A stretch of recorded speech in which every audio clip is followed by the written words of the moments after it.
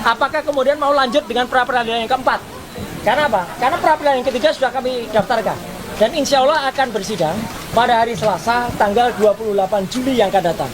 Karena bagaimanapun kontes intelektual itu nggak apa-apa ya. Oke, silakan Mas Didit. Oke. Terima kasih semuanya ya. Ini Pak Didi dulu ya. Ya, saya mau kasih komentar. Kita tidak boleh mengkomentari putusan, tapi kita boleh mengkomentari pertimbangan hukum hakim. Itulah yang jadi masalah. Yang pertimbangannya adalah kita mengajukan pra-peradilan secara parsial itu disalahkan. Kemudian dikatakan menyalahgunakan kewenangan pra-peradilan. Yang mana itu asumsinya hakim pertimbangannya. Yang kedua, kalau dia bilang begitu, artinya putusannya tidak boleh menolak. Tidak dapat diterima karena hanya kualitas. Itu ngawur, itu tidak profesional hakim kalau begitu. Kalau yang namanya dia bilang hanya bicara soal katanya begini, ini memecah. Siapa bilang kalau misalnya kita ada ditetapkan 5 pasal, kita keberatan 1 boleh. Kenapa nggak boleh?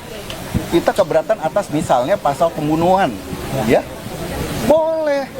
Yang lainnya penipuan, pencurian. Iya, saya ngakuin, saya mencuri, saya menipu. Tapi saya tidak membunuh, saya keberatan dengan pasal itu. Dan itu pernah dilakukan oleh tim lawyer ini, ya, keberatan tentang 1 pasal. Tidak dibilang begitu pertimbangan hukum, ya, luar biasa ini. Dan kalau misalnya menyalahgunakan wewenang, tidak ada. Kita pemohon itu adalah pencari keadilan, bukan orang yang memiliki wewenang. Menyalahgunakan wewenang pra-peradilan itu siapa? Itulah yang membuat putusan, yang menyalahgunakan kewenangannya dia, ya, sebagai pembuat putusan. Di pertimbangannya itu yang kacau. Nah, materi ini menunjukkan bahwa hakim dalam membuat pertimbangan tidak profesional. Itu bisa dilaporkan. Nggak bisa itu kayak begitu, ya. Membuat analogi sendiri. Di hukum pidana material sudah dilarang. Pasal 1 ayat 2 bahwa pidana tidak boleh dengan analogi. Tetapi di hukum formil pun harusnya demikian. Tidak boleh dengan asumsi, ya. Bagaimana sih orang namanya? Kalau kita aja waktu diperiksa saksi, saya diperiksa sebagai ahli, diberikan waktu yang terbatas, buru-buru. Udah jam segini cukup. Mau diperiksa semuanya, nggak bisa. Semua pasal diulas, bisa berjam-jam. Harusnya hakim memberikan keleluasan untuk pembuktian, tidak buru-buru, ya. Itu juga tidak profesional. Itu menghalangi, ya, keadilan, ya. Percuma kalau kayak begitu. Kalau yang sangat tidak bagus. Ya. Gimana Mas Roy? Ntar dulu kalian ini harus info. Mas Roy, Bentar, saya dengerin Mas Refli dulu. Ya, kita hargai pendapat, ya. Kita harus bedakan pendapat lawyer Mas Roy dan pendapat ahli, ya.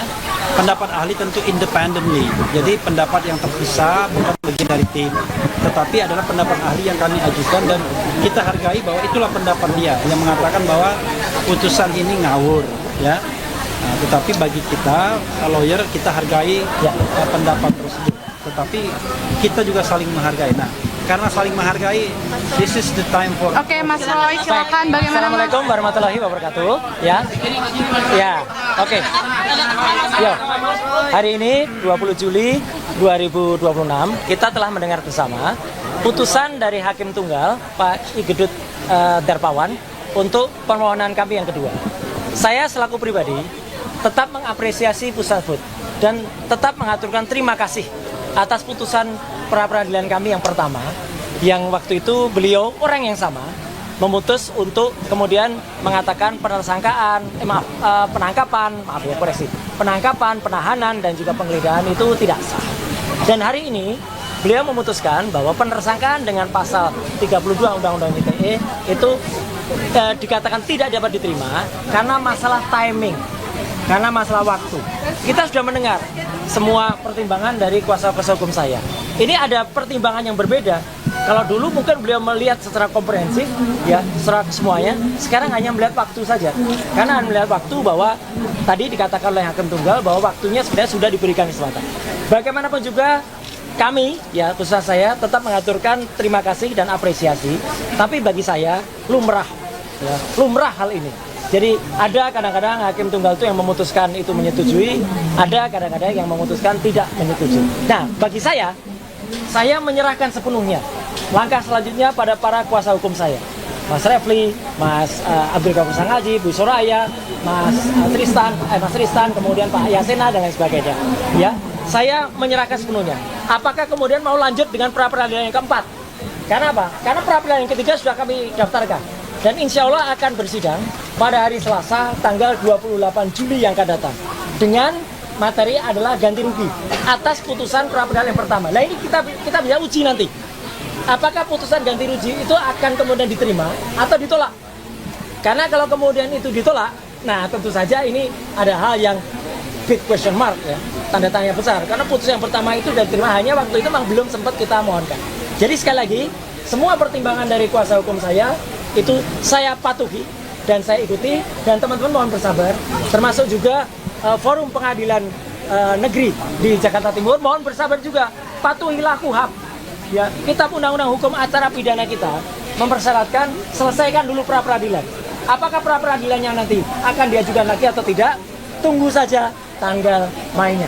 Jadi dari saya itu saja, kita tetap bersyukur, tetap kita jangan lupa memohonkan ridho dari Allah Subhanahu wa taala. Semoga di putusan yang ketiga besok ya, hakim kembali diberikan pencerahan, hakim kembali diberikan pikiran yang lurus.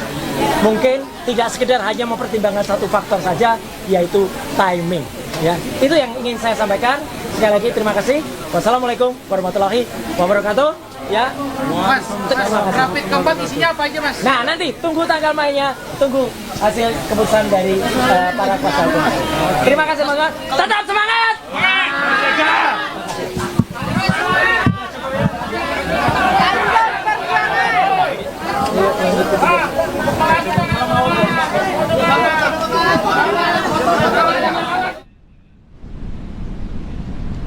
Ya pemirsa, tadi sama-sama kita sudah saksikan dan dengarkan pernyataan dari Roy Suryo bersama kuasa hukumnya terkait putusan dari sidang pra-peradilan kedua siang hari ini. Dan untuk mengetahui lebih dalam terkait sidang pra-peradilan kedua Roy Suryo yang ditolak, kita sudah terhubung dengan Ade Darmawan selaku Sekjen Pradi Bersatu. Selamat siang.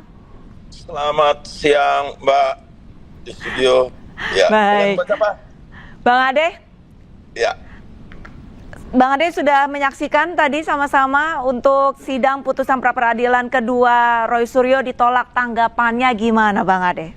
Ya, paling tidak ini membuktikan bahwa apa yang saat ini berlaku pada lembaga yudikatif, bahwa memang yudikatif itu memiliki kewenangan sendiri, yaitu seperti yang saya selalu jelaskan pada beberapa stasiun juga, bahwa made in law, ya, made in law itu artinya pembuatan hukum. Kemudian dia juga lembaga yudikatif juga itu adalah finding law, artinya penemuan hukum, finding reh, ya. Jadi artinya di sini kita lihat bahwa hakim memiliki integritas serta hakim memiliki komitmen terhadap lembaga yudikatif ini untuk melakukan dan kalau diistilahkan itu menafsirkan sesuatu sebagaimana mestinya. Bahwa kemudian memang di KUHAP tidak diatur terkait prapit itu berapa kali dan lain-lain sebagainya, oke lah. Tetapi tentunya ada etika di situ, dan tentunya hakim pada lembaga yudikatif itu adalah memegang kendali independen, tidak bisa diintervensi oleh siapapun. Sehingga saya melihat juga ini adalah hal baik, di mana transformasi KUHAP baru KUHAP lama ke KUHAP baru menjadi satu acuan yang cukup bagus. Ini adalah presiden baik buat kita semua sebagai penegak hukum. Saya berkali-kali menyampaikan bahwa kalau ini sampai juga menjadi satu putusan yang mengakomodir dengan keyakinan hakim berdasarkan Tuhan Yang Maha Esa itu dapat terpengaruh dengan situasi yang seperti ini, katakanlah dengan mereka mengadakan massa ke pengadilan dan lain sebagainya, menjadi mempengaruhi putusan hakim, inilah yang akan justru memporak-porandakan sayap-sayap hukum itu sendiri. Baik. Bahwa di sini saya melihat di sini bahwa ini is good. Artinya ya kita lihat lagi, kan masih ada prapit berikutnya katanya kan. Iya, betul. Nah, kita lihat lagi apakah prapit yang ketiga ini juga akan membuahkan hasil yang sama. Kenapa? Karena memang harus dihentikan. Tentu harus ada batasan-batasan dalam prapit. Kenapa? Karena rangkaian yang saya lihat itu masuk pada materi pokok perkara. Ya, kalau memang kita mau melihat satu peristiwa hukum itu terjadi atau tidak, apakah pasal yang diterapkan itu adalah sesuatu yang memang seharusnya diterapkan oleh pihak aparat penegak hukum, utamanya penyidik, dan kemudian dilimpahkan ke kejaksaan, dan kejaksaan juga mengamini bahwa apa yang diterapkan pasal tersebut dari penelitian itu sudah memenuhi unsur, kemudian dilimpahkan lagi kepada yudikatif, yaitu peradilan, untuk menentukan kebenarannya.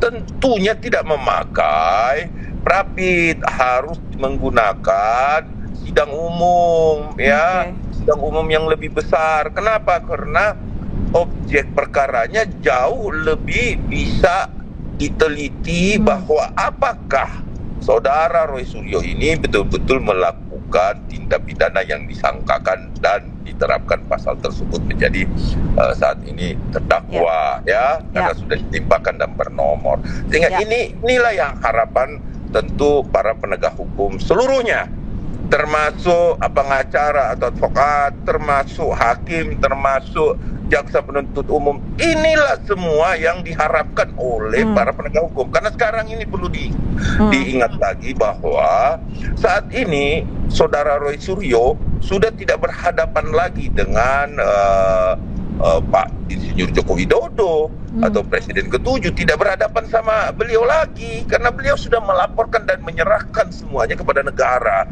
Artinya negaralah yang saat ini mengambil alih perkara, dalam artian setiap warga negara yang menjadi korban, tentu kehadiran negara di situ. Jadi lawannya sebenarnya negara dan badan yudikatif itu sendiri. Kenapa?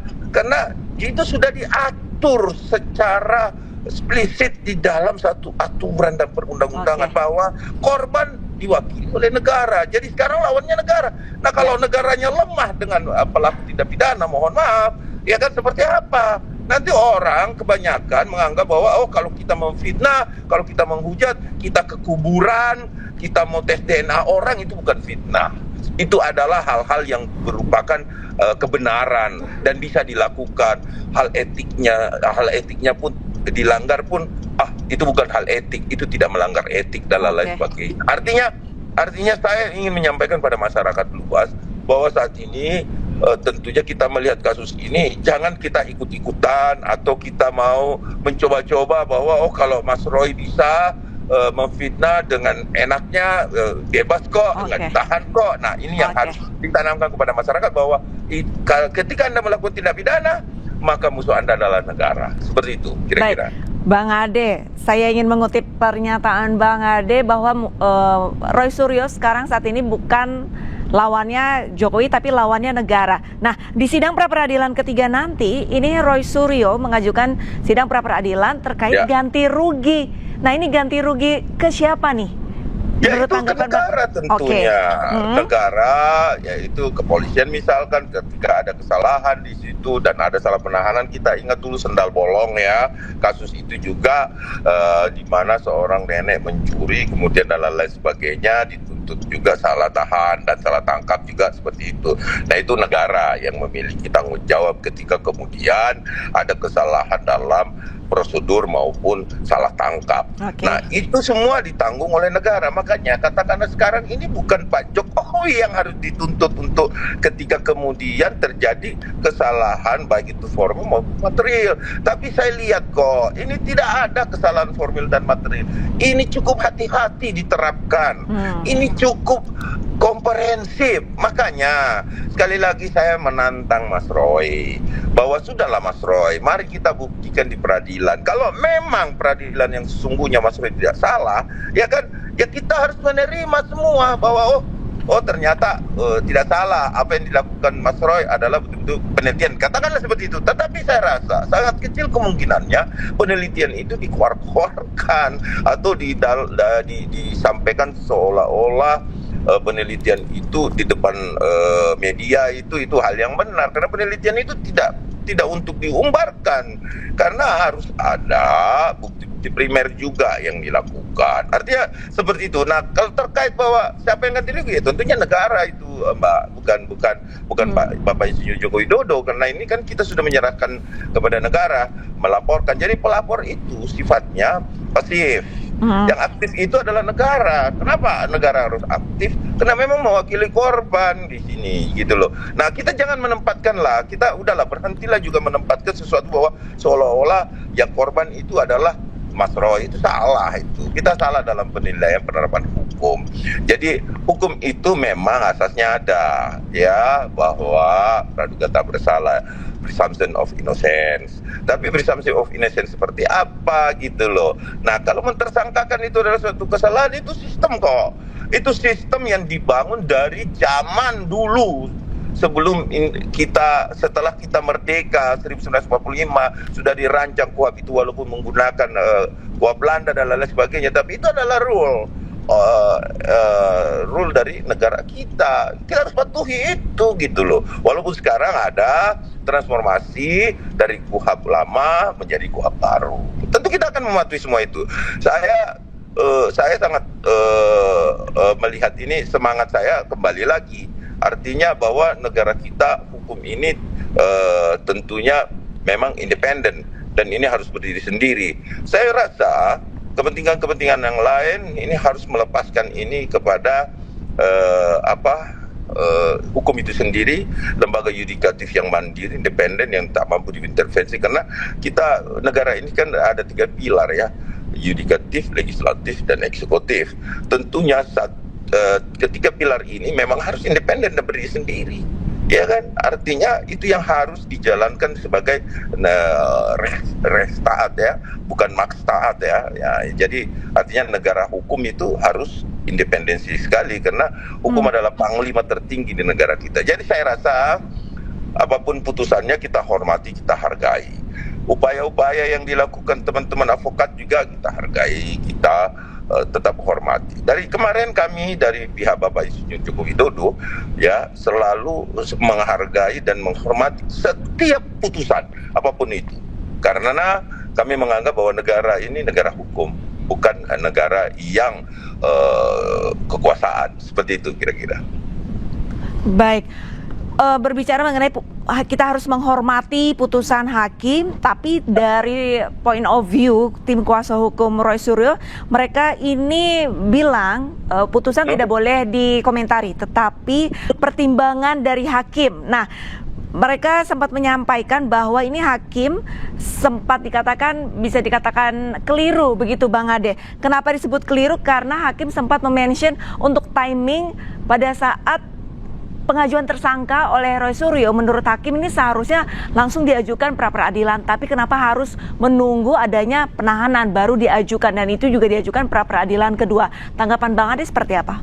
Ya, kalau pertimbangan hakim menimbang itu melalui apa sih? Melalui nalar, ya, melalui pemikiran nurani hakim.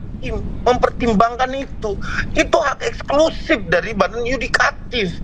Seorang hakim ini memiliki kekuasaan kehakiman. Nalar mereka berfungsi.